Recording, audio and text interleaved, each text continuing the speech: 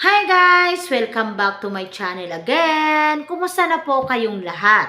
Lalong-lalo po sa mga nagbabalak mag-a-apply ngayon bilang isang kasambahay dito sa Saudi. Okay guys, isa ka rin bang tulad ko?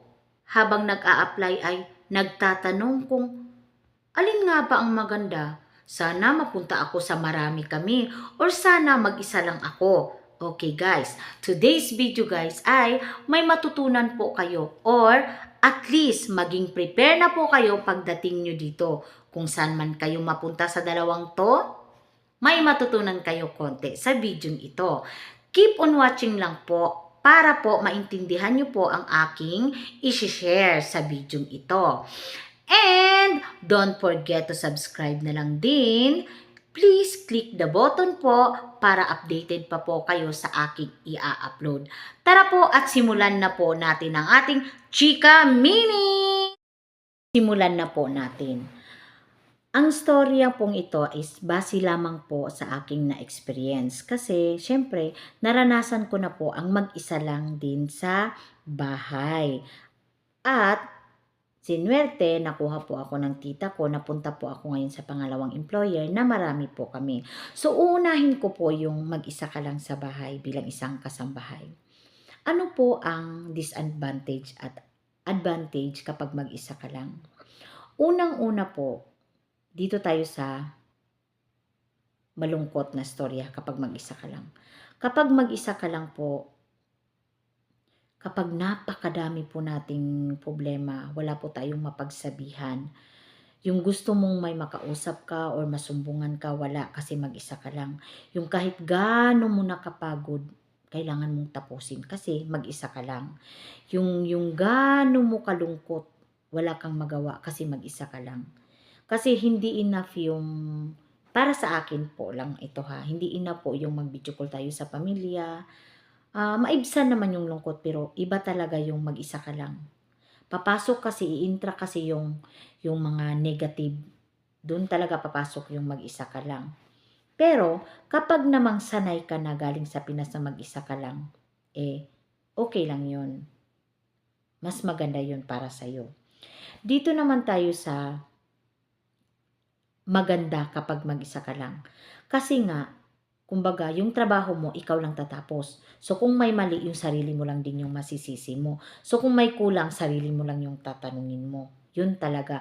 So, kung may mga problema, sarili mo lang yung maki-question mo kasi bakit hindi mo natapos, bakit ka nagkulang ganito, ganyan. Tapos, kapag mag-isa ka lang, kumbaga, wala kang isipin na, uy, siya muna magtrabaho nito, ganyan. Kasi nga, mag-isa ka lang. Tapos, kumbaga, wala kang kakumpetensya kasi mag-isa ka lang. Kumbaga, peaceful din ang isip mo kasi nga, mag-isa ka lang. Yun lang din yung advantage doon kapag mag-isa ka lang, di ba? So, kapag galit yung amo mo, so yung sarili mo lang yung matanong mo talaga. Wala kang sisihin na baka sinabi ng isa kasi ganito, baka siniraan ako. Ganun po. Pero para po sa akin talaga, hindi ko kinaya yung mag-isa lang ako. Kaya napunta ako dito sa pangalawang amo ko kasi sanay po akong marami akong kausap. Napakalungkot po talaga ng buhay ko doon. Yung trabaho naman is nakaya ko lahat. Kasi kahit papaano mabuti naman yung ugali ng amo ko. Yun nga lang, yung lungkot ba? Kumbaga, ang dami kong problema sa Pinas na dala. Tapos pagdating ko dito sa Jeddah, mag-isa lang ako. So, talagang nadala po ako sa sobrang lungkot. Kaya po, yun, mahabang-habang istorya, nakuha po ako ng tita ko. Kaya ngayon, andito na po ako sa pangalawang employer ko. Ngayon naman, dito tayo sa pangalawang employer ko. Dito talaga pag marami kayo, kailangan natin ng mahabang pasensya.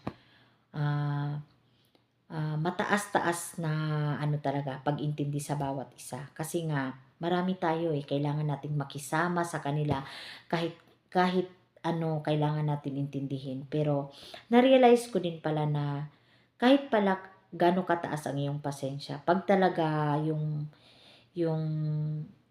iba yung tira sa iyo, talagang maano ka talaga maaalma. Kaya pero kahit papaano ah, mas masaya talaga 'pag marami kayo kasi kahit gaano kadami pa yung problema mo sa Pinas, kumbaga malimutan mo or yung may makausap ka, mabawasan talaga. Yun talaga ang pinaka the best 'pag marami kayo. Yun nga lang kailangan mong mataas na pasensya, ah pakikisama, yun. Hindi talaga lang din maiwasan yung may mga pagtatampuhan kayo kasi nga siyempre hindi mo naman sila kilala. So, kailangang mataas-taas na adjustment talaga sa ating ugali.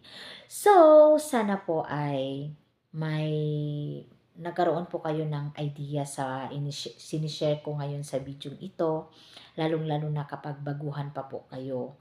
So, at the end of the day po, yung sarili lang talaga natin ang makakatulong sa atin, lalong-lalo na pagdating sa trabaho, pagdating sa problema kung paano natin labanan.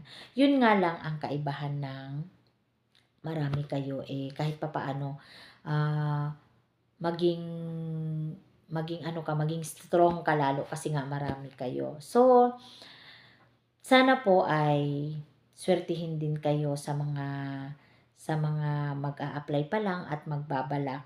Pagdating po dito, kailangan tibay po talaga ang loob natin. Hindi po basta-bastang mag-abroad, hindi po basta-bastang maging isang OFW. Marami man kayo o mag-isa ka lang, kailangan matibay po ang loob natin pagdating dito. So maraming maraming salamat po sa pag-watch ng aking video. Thank you po.